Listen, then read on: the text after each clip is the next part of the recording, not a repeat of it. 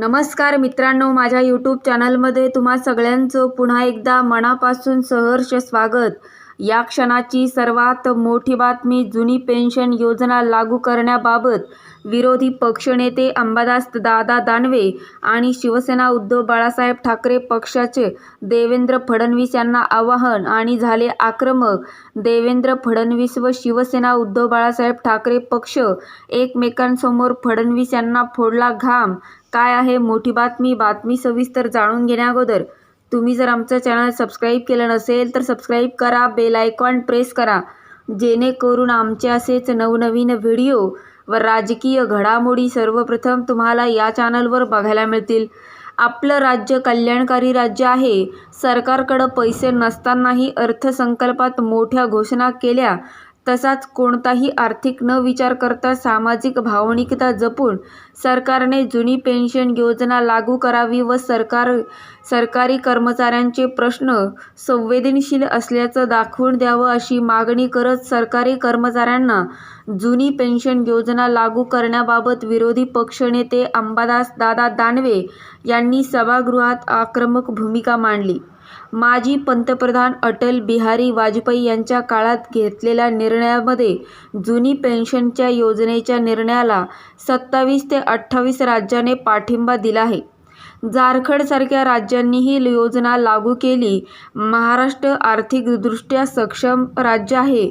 केंद्रात महाराष्ट्राचा जीएसटीचा सर्वाधिक वाटा जातो।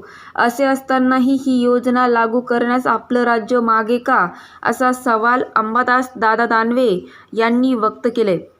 तसंच 2004 ते 5 च्या जुन्या पेन्शन योजनेला 2022 व 23ला गती का प्राप्त होते?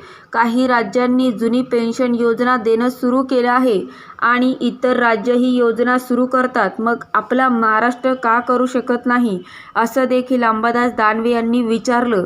2004 पूर्वीच्या पेन्शन आणि आत्ताच्या पेन्शन योजनांमधील यातील फरक सरकारने समजून घ्यावा, असंही दानवे म्हणाले।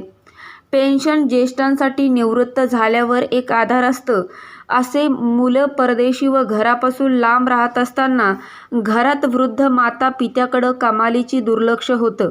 त्यामुळे याकडे सरकारने भावनिकदृष्ट्या बघण्याची गरज असल्याचं दानवे म्हणाले।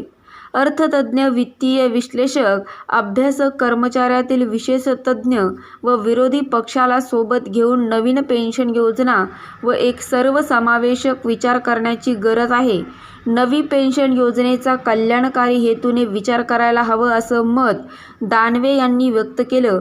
तर शेतकऱ्यांच्या पेन्शन धारकांच्या बाबतीत हे सरकार असमर्थ ठरलं असून या मंत्र्यांनी राजीनामा द्यावा, अशी मागणीसुद्धा शिवसेनेचे वाघ अंबादास दानवे यांनी व्यक्त केलं आहे। मित्रांनो, तुम्हाला काय वाटतं? जुनी पेन्शन योजना लागू करून शेतकऱ्यांच्या हिताचे निर्णय देवेंद्र फडणवीस व एकनाथ शिंदे यांनी घ्यायला पाहिजे की नाही?